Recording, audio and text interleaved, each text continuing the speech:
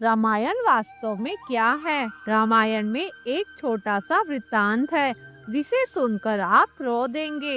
एक बार की बात है, माता कौशल्या जी को रात में अपने महल की छत पर किसी के चलने की आहट सुनाई दी। नींद खुल गई तो पूछा, कौन है? मालूम पड़ा श्रुतकीर्ति जी हैं, सबसे छोटी बहू शत्रुघ्न जी की पत्नी। माता कौशल्या जी ने उन्हें नीचे बुलाया। श्रुतकीर्ति जी नीचे आई, माँ के चरणों में प्रणाम करके खड़ी हो गई। माता कौशल्या जी ने पूछा, श्रुति, इतनी रात को अकेली छत पर क्या कर रही हो बेटी? क्या नींद नहीं आ रही? शत्रुघ्न कहाँ है? श्रुतकीर्ति की आंखें भर आई।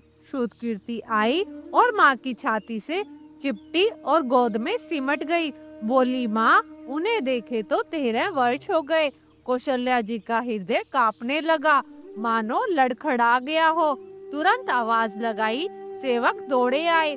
आधी रात को ही पालकी तैयार हुई। आज शत्रुघ्न जी की खोज होगी। माँ साथ चली।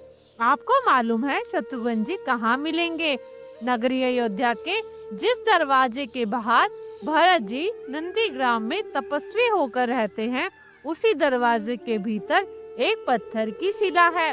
उसी शिला पर अपनी बाह का तकिया बनाकर लेटे मिले। माँ उनके सिराने बैठ गई और बालों में हाथ फिराया तो शत्रुघ्न ने आंखें खोली। देखा सामने माँ थी। उठे और माँ के चरणों में गिर पड़े। आपने क्यों कष्ट किया माँ? मुझे ही बुलवा लिया होता। माँ ने कहा, शत्रुघ्न यहाँ क्यों? शत्रुघ्न जी की रुलाई फूट पड़ी। बोले, माँ, भैया राम जी पिताजी की आज्ञा से वन चले गए। भैया लक्ष्मण जी उनके पीछे चले गए। भैया भरत जी नंदीग्राम में हैं। क्या ये महल, ये रथ, ये राजसी वस्त्र ठाट बाट विधाता ने मेरे लिए बनाए हैं? माता कौशल्या जी निरुत्तर रह गई। देखिए क्या है यह रामायण कथा। यह भोग की नहीं, त्याग की कथा है। यहाँ तो त्याग की मानो प्रतियोगिता चल रही है और सभी प्रथम हैं।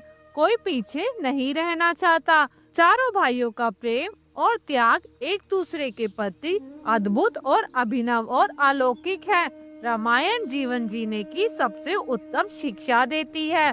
भगवान राम को 14 वर्ष का वनवास हुआ तो उनकी पत्नी सीता मैया ने भी सहर्ष वनवास स्वीकार कर लिया। परंतु बचपन से ही बड़े भाई की सेवा में रहने वाले लक्ष्मण जी कैसे राम से दूर हो जाते।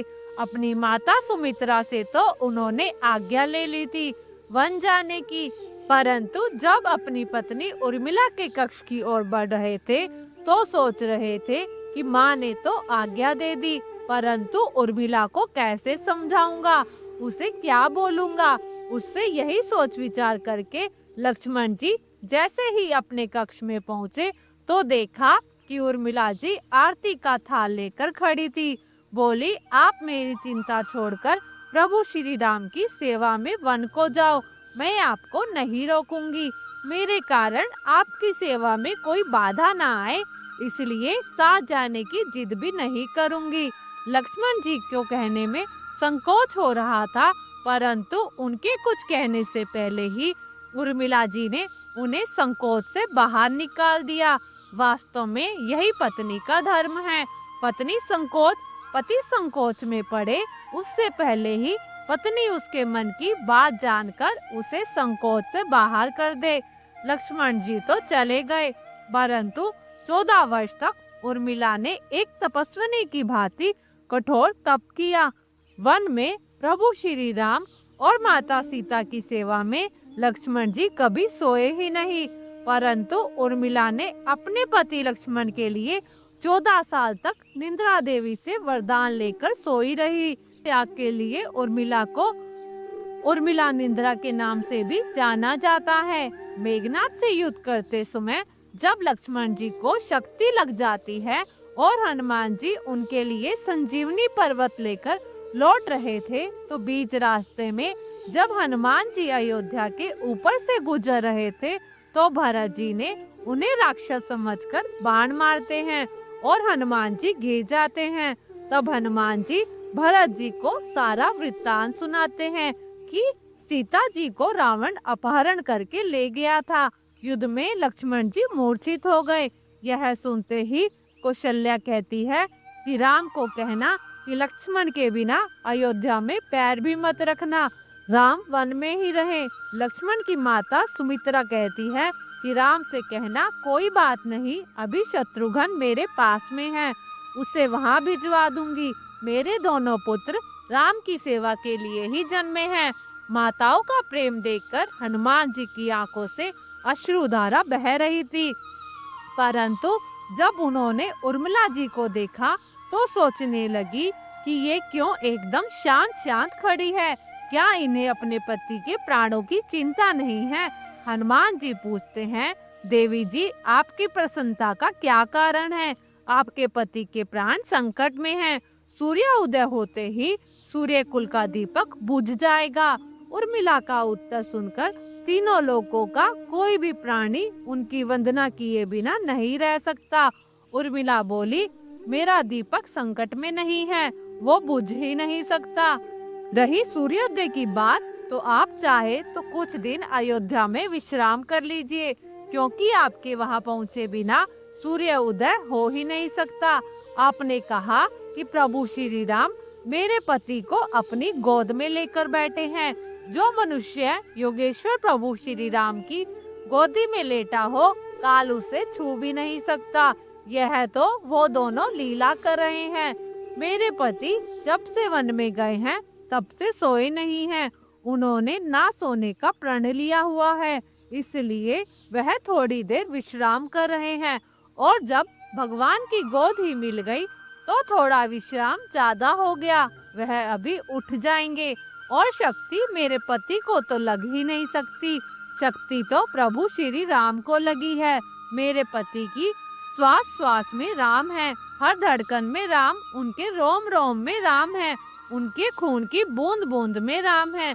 और जब उनके शरीर और आत्मा में सिर्फ राम ही है, तो वो शक्ति राम जी को ही लगी होगी, और दर्द भी राम जी को ही हो रहा होगा। इसलिए हनुमान जी आप निश्चिंत होकर जाए, सूर्य उदय नहीं होगा। राम राज्य की नींव राजा जनक जी की बेटियां ही थी, कभी सीता तो कभी उर्मिला। भगवान राम ने तो केवल राम राज्य का कलश स्थापित किया था, परंतु वास्तव में राम राज्य इन सब के प्रेम, त्याग, समर्पण और बलिदान से ही आया। जिस मनुष्य में प्रेम, त्याग, समर्पण की भावना हो, उस मनुष्य में ही राम बसते हैं। कभी समय मिले तो अपने वेद, पुराण, गीता, रामायण को पढ़ने और समझने का प्रयास कीजिएगा। जीवन को एक अलग नजरिए से देखने और जीने का सलीका मिलेगा।